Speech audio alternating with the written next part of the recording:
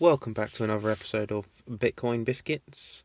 I thought I would bring you an update. It's been a while, but yeah, as Bitcoin seems to be having a bit of a breakout here, I just wanted to give you my opinion on what's happening here. Are we going to put in new all-time highs, or is this just going to be a short pump before we continue a move to the downside? As I said back in November 2025, that we probably were going to be topping out in October, and it looks as though that's happened. And if I just show you a second, let me grab the pen. So as you can see, this is around the October where the top was, and we have since come down and bottomed at here in November time. So yeah, I made the video when we were up here around 103,000, somewhere around there. I think we were saying I'm getting ready to basically sell my Bitcoin because I think we're starting bear market, because it usually tops in Q4 every 4 years, which would have been around about the right time for it to top out. So anyway, long story short, at the moment we are breaking out of this horizontal range here, where Bitcoin has set a range between sort of 85,000 and 94,000, and we're now breaking out and we seem to be going higher. And I, to be honest with you, think that this is probably just another pump, short-term pump. Get all of the super cycle people excited that we're going to go and put in new all-time highs, only to put in a lower high and then continue the trip down to lower prices for probably the remainder of, or majority of, this year. I'm looking for a bottom sometime in the second half of this year to October. But yeah, like if we look at the 50, if I move over to the weekly candles, and what we can see here is if I just put on the 50-week moving average, which is the white line that has just appeared, that is where I think we're heading. Okay, so yeah, I mean the 50-week is currently sitting at around 101,425. We are sat at 97,000. As you can see, historically, during a bull market, Bitcoin holds the 50-week. During the bull market, it will bounce at that 50-week moving average, and then right here in November 2025 we dropped down below it, and I said back then in the video, you can go and watch it, if we get 2 weekly closes below that, then I'll be selling my Bitcoin. And what happened was we got 1 weekly close right here, and then the second week after that it just continued to move.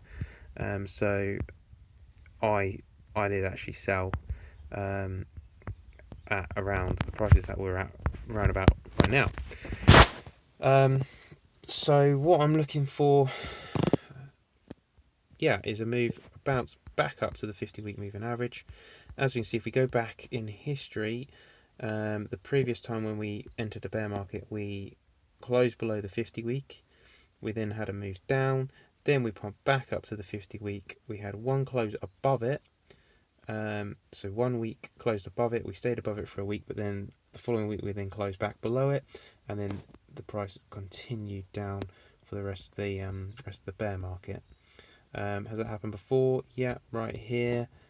So in this one here, so when we had the 2017 top, you can see it came down, bounced at the 50-week, then came back for it, closed below it.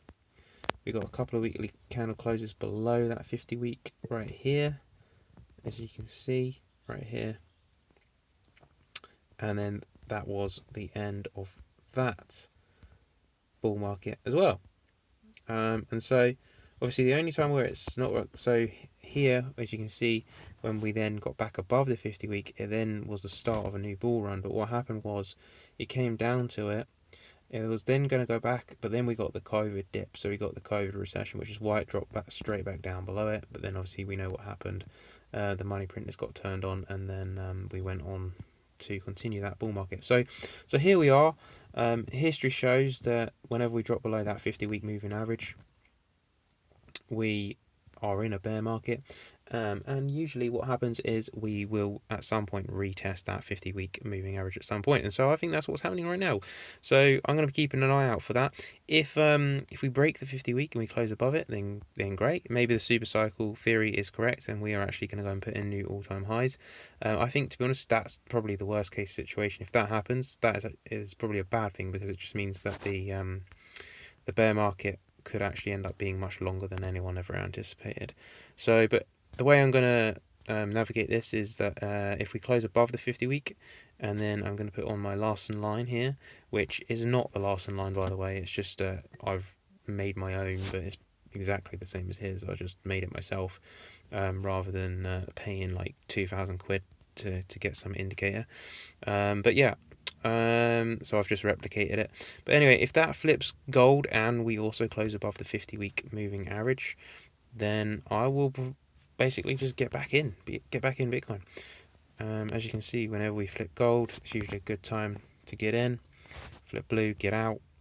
Yeah, it's a good little indicator. So I'll be using this along with the 50-week. And as we know, the 50-week is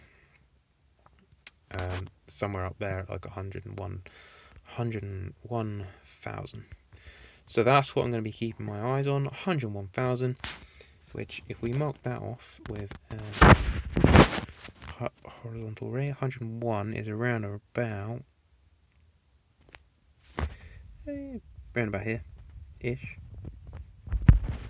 Okay, so if we close above that line that I just drew and we flip gold on the Larsen line, and if you want another line that's very similar to this, you can get the Super Guppy. So just turn on your Super Guppy.